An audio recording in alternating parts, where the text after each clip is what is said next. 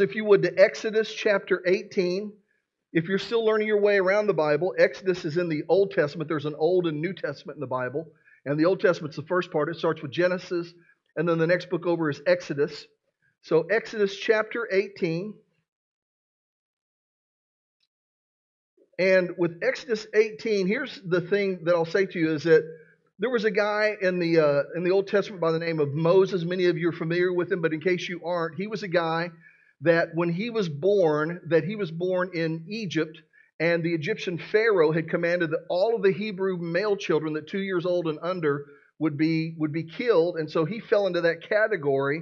And his mom put him in kind of like a creek or river, and he was discovered by Pharaoh's daughter, brought into the home, and then she needed a nursemaid. She didn't know that it was Pharaoh's or Moses' mother that she was asking to care for him, to be his nursemaid. And so she came in and cared for him and raised him. And in a part of his life, he really believed that, he was called to deliver the children of Israel out of Egypt. But then he made some mistakes and kind of ran away from the calling and all that kind of stuff. Well, here in Exodus 18, this is after God had used him and taken him. He'd led the children of Israel out, and he was doing his best to lead them. And one day his father-in-law showed up, his father-in-law named Jethro. Now, he's not to be confused with Jethro Bodine, but anyway, he was Jethro. Some of you know who that is. Anyway, Exodus chapter 18, stop with those jokes. Anyway, Exodus 18, verse 14 says this: when Moses' father-in-law saw all that Moses was doing for the people, he asked, "What are you really accomplishing here? Why are you trying to do all this alone?" Everybody say alone. So he asked him this question: why are you trying to do all this alone? Maybe if he watched you with your stuff, he may ask you the same: why are you trying to do all this alone? And so it went on to say, while everyone stands around you from morning till evening. Moses replied, because the people come to me to get a ruling from God. When a dispute arises, they come to me, and I am the one who settles the case between the quarreling parties. I inform the people of God's decrees and give them his instructions. This is not good, Moses' father-in-law exclaimed. Listen to this. You're going to wear yourself out. How are they going to try to wear themselves out? By trying to do it all by themselves. By him trying to do it all by himself, you're going to wear himself out.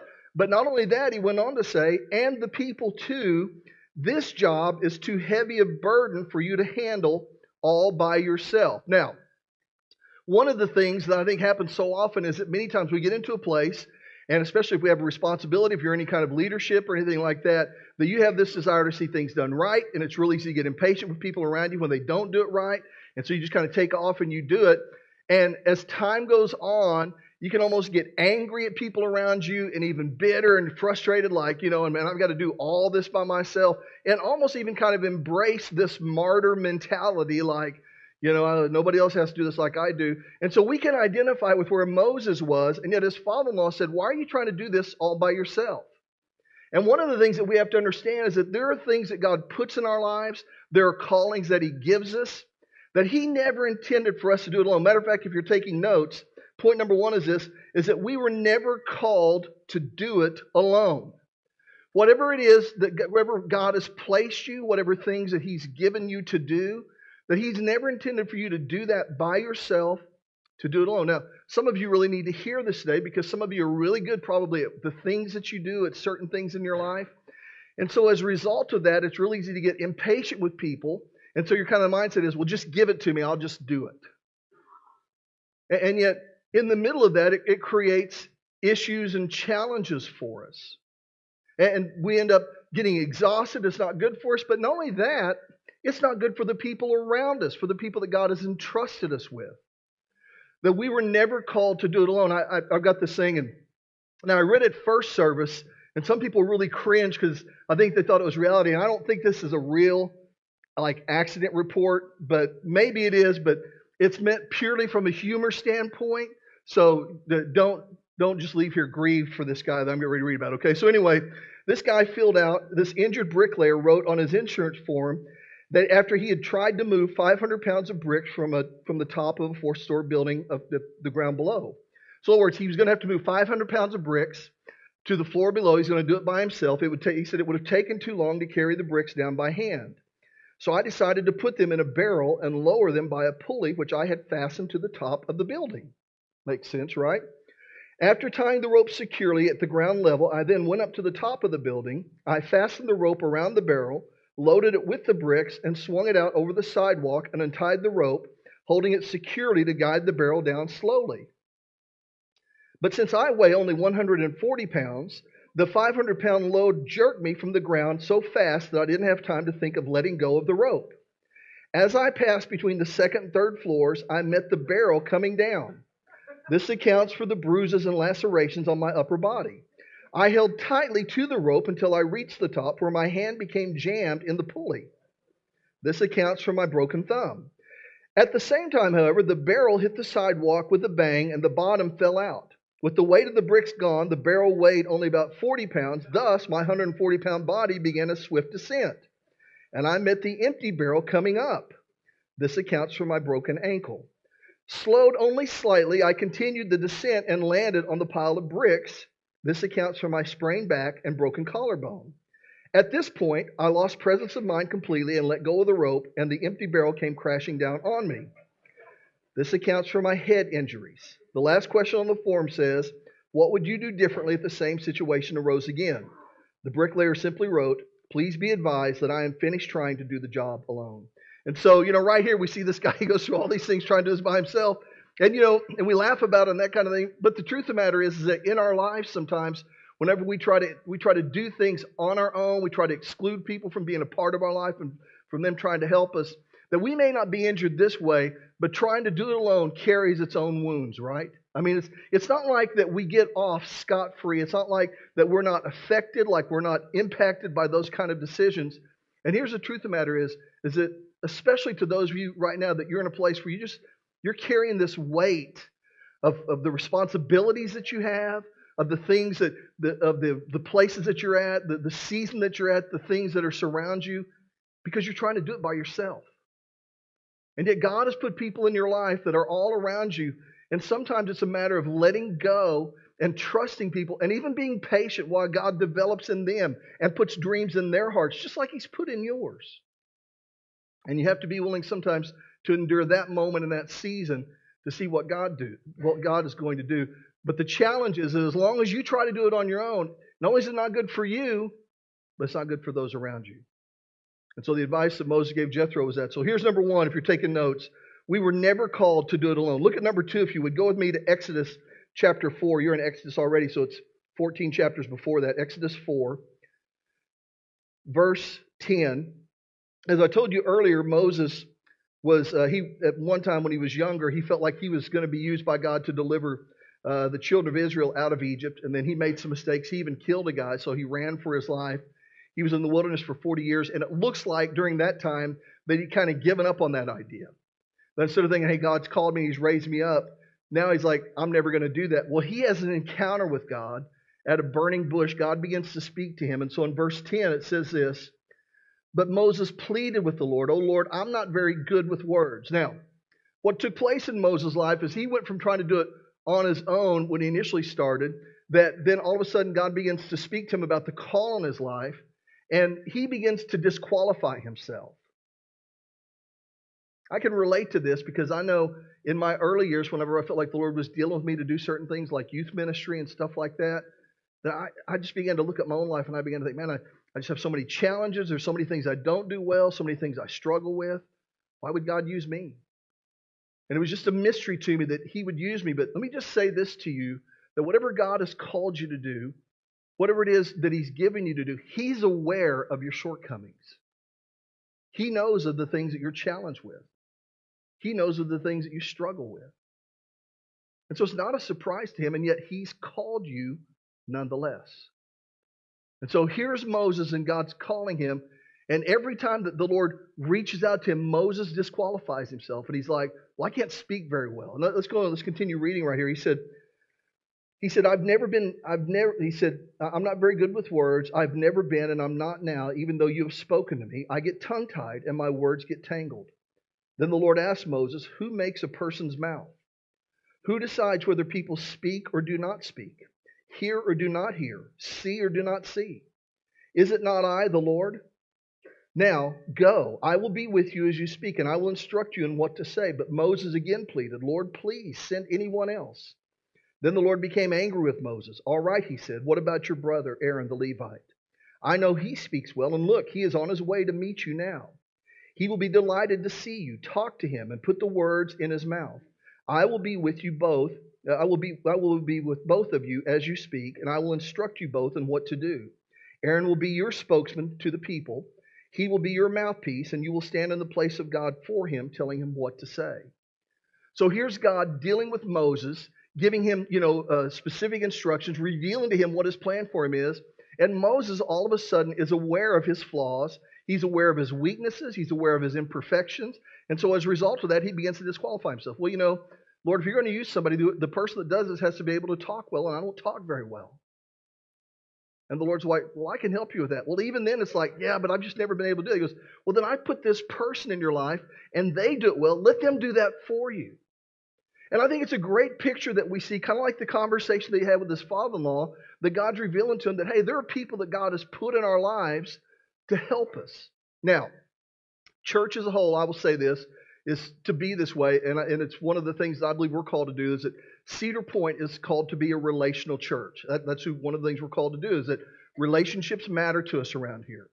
First of all, it starts with God. We don't believe that God is a religious God. We believe that he's a relational God.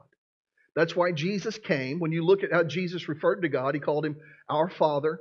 We're sons and daughters of him. We're brothers and sisters of each other. When we give our lives to Jesus, make Jesus the Lord of our life. All of those are relational terms. And then the word to be in relationship with each other, friends with each other, brothers and sisters with each other. And so one of the things that the enemy fights the most is those relationships. And I think one of the reasons why is because he knows that whenever we embrace community, that the things that God has called us to do, that we're able to do them better with each other than we are apart from each other. And so right here, as Moses is trying to disqualify himself, that God said, wait, man, you've got Aaron in your life. He's your brother. He will help you speak. Here's number 2, if you're taking notes.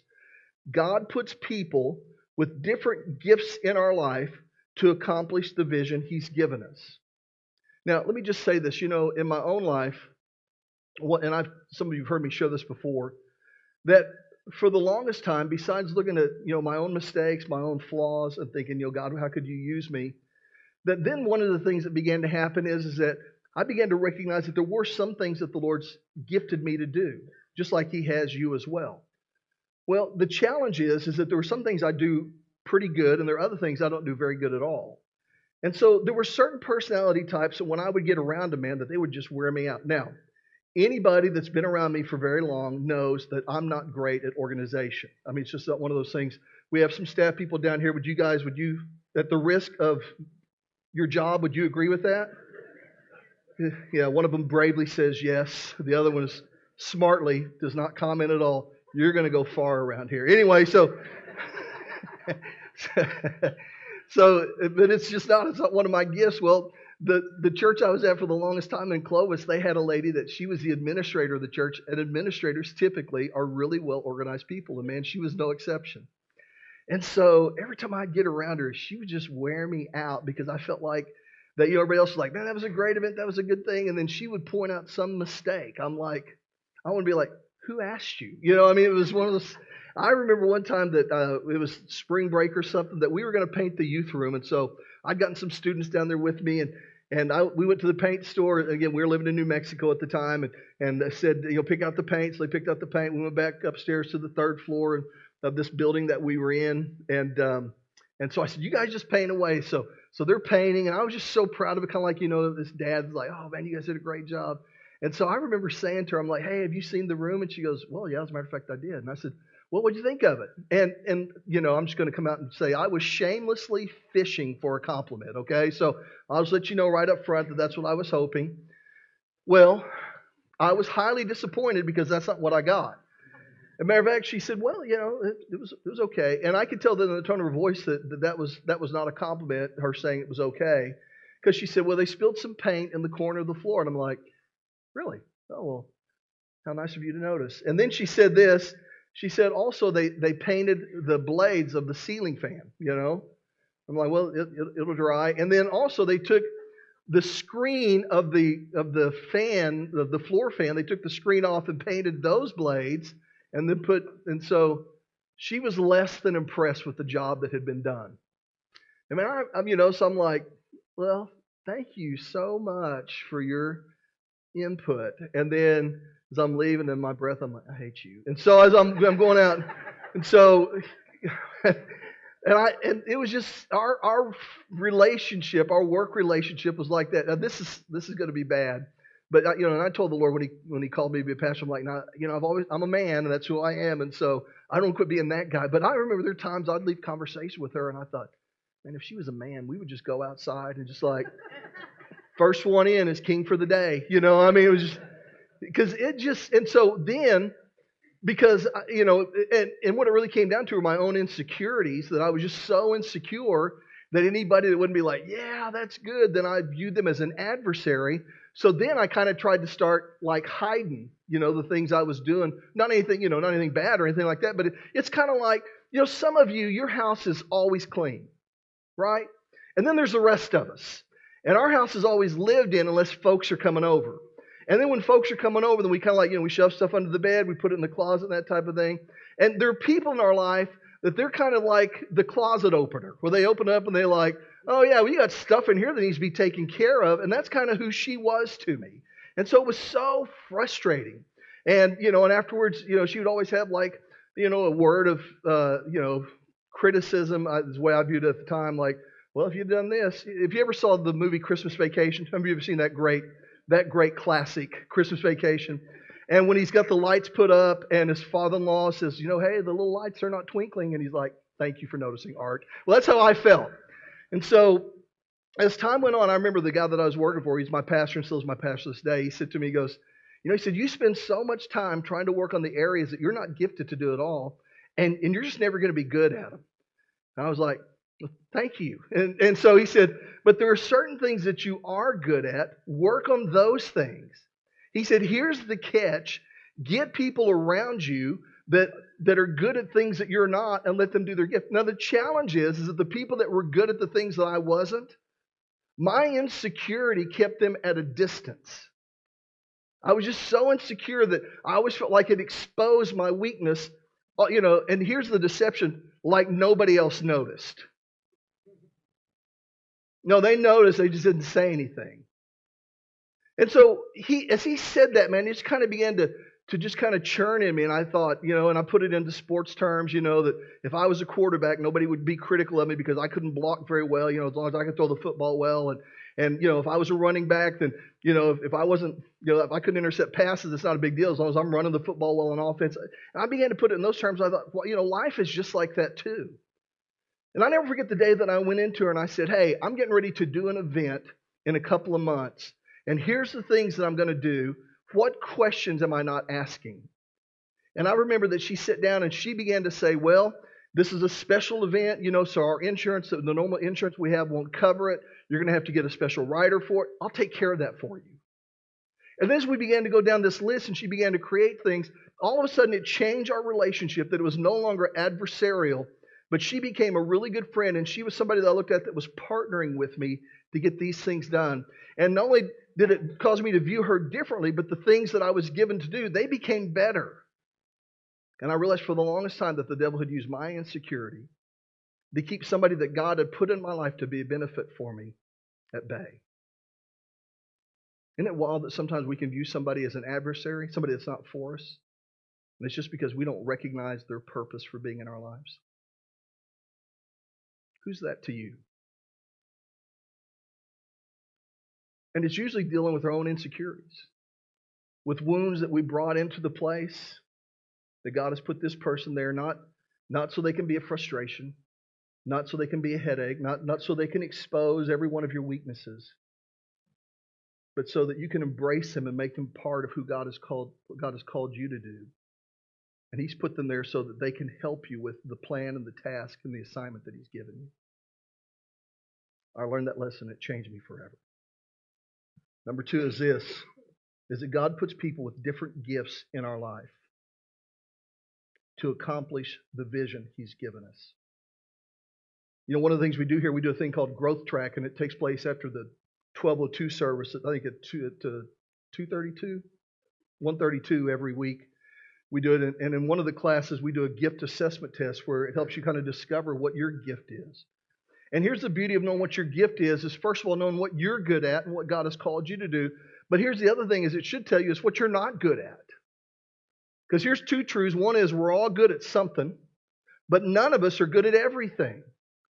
And so in our insecurity, so many times we keep people at a distance that could really help us do the thing that God has called us to do. And instead of embracing them and saying, hey, I need you, we keep them at a bay because we view them as somebody that's going to expose us. Now, here's the flip side of it. The people around me that are organized, that I probably frustrate them more than any other human being on the face of the earth. And I have to remind them, your frustration is a sign that God uses to show you that I need you in my life. If I didn't frustrate you, I wouldn't need you. And so I know that may seem like a warped way of viewing relationships, but let me just tell you, in my world, it's true that, it's like, you're really frustrated because I'm not organized. That's why I need you to be organized. And so all of us have those people that are around us that are good at things that we're not. And what the devil tries to do is he tries to get us to isolate. He tries to get us to pull back. He tries to get us to keep people away because he knows that it will hinder and limit us in what God has called us to do. So number two is this, is that God puts people with different gifts in our life to accomplish the vision He's given us. Look at number three and we'll close with this. Go with me, if you would, to 2 Corinthians chapter 7. Now that's in the New Testament, and that starts with Matthew, and then there's Mark, Luke, John, Acts, Romans, and then 1st and 2nd Corinthians.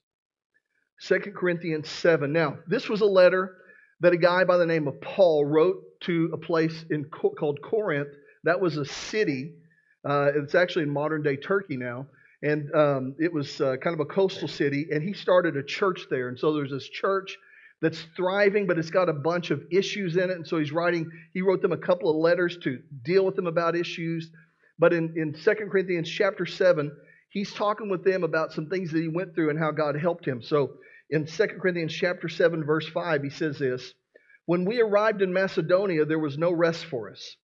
We faced conflict from every direction." That may be talking to you right now. You may be facing conflict from every direction of your life. Then he went on to say, "with battles on the outside and fear on the inside."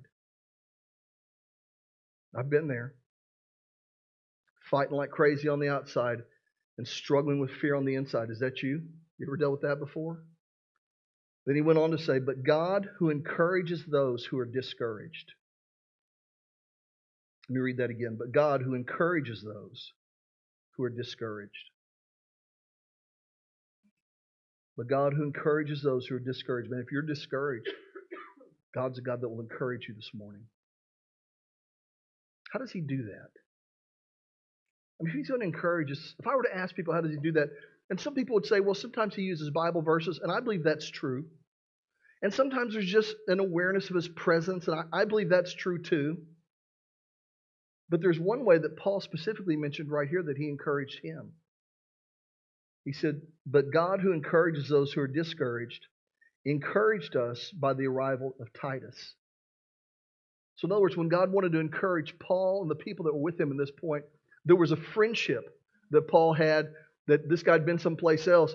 And so he came back into Paul's life and he's like, this dude's arrival, God used him to encourage us.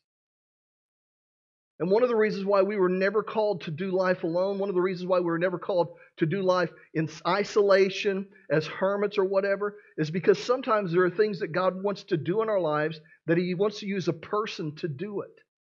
And again, if He can cause us to just embrace our wounds and to keep people at a distance and create these insecurities in our life that will cause us to keep everybody at arm's length because we don't trust anybody because you never know when somebody's going to hurt you again, then it limits our ability to do the things that God has called us to do. And then also it limits the access that we have of what God wants to do in our life. When I did youth ministry, I used to tell our students on a regular basis, I said, if God wants to do something in your life, typically He'll put a person there. And right here, He wanted to encourage Paul and the people that were with him. So a friendship they had, Titus, He brought him back into their life. And he said, God who encourages those who are discouraged, encouraged us by the arrival of Titus. His presence was a joy. But so was the news he brought of the encouragement he received from you. When he told us how much you long to see me and how sorry you are for what happened and how loyal you are to me, I was filled with joy. The enemy is so strategic in getting us to pull back, getting us to distance ourselves. And so many times when we do get hurt or wounded by people, it's because there's an area in their life that they're insecure in. There's an area in their life that they haven't grown yet in. And we get convinced and persuaded that it's just safer for me to do it by myself, as opposed to know that God didn't call us to do anything alone. And it's so much safer for me just to use my gifts to do my thing, because I'm not going to have to put up with anybody else's questioning or whatever, when the truth of the matter is that many times God puts those people in our lives because they help us to do the things that we're not good at. But then also there's things that the Lord wants to do for us. But the time that He's chosen to do it this way is through a relationship or a friendship in your life. And we close the door. You know, it's interesting, when David in the Old Testament had messed up and God needed to correct him, it says this: the Lord sent Nathan unto David. That He was going to speak to him and help him, that He sent somebody into his life. And right here, when He wanted to encourage Paul, Paul said He sent Titus to us. So many times the answer to our prayer is somebody that God has put in our lives to help us, to speak to us, to encourage us, to correct us if we need to be corrected, to help carry the load with us, to use their gift. They become a gift from God. They become His source in that moment. Some of you are here today because somebody invited you. Some of you have a relationship with the Lord because somebody along the way introduced you to Jesus or told you about Him, or you just saw, you're just close enough to their life to see, or they just loved you right where you were. And the Lord wanted to reveal Himself to you. And He could have done it in a number of ways. He could have done it through a dream.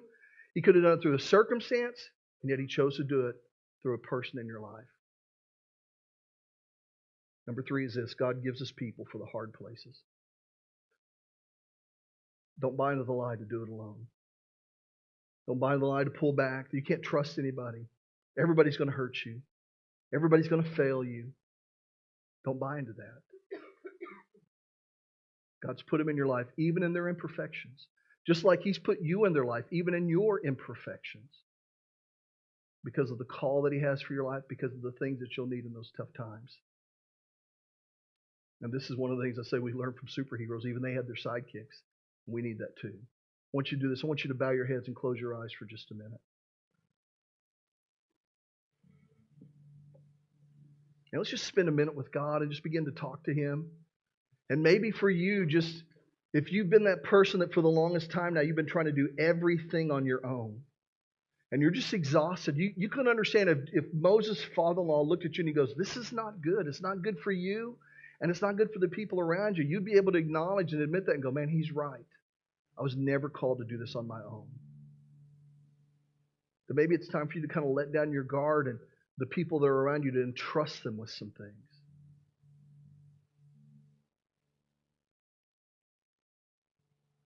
Also, there are people around you that He's put in your life that they don't have the same gift that you do, but they were called to be a part of what God has spoken to your heart, and embrace them.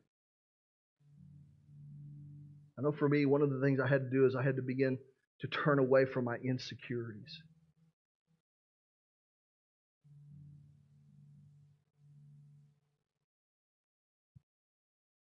And then lastly, be willing to let God use people to help me in the challenging seasons of my life. So let's just begin to talk to Him. Maybe there's things He'll speak to you about personally, and specifically some things He wants you to change. And there may be some things He wants you to pray about. Let's just spend a moment with Him.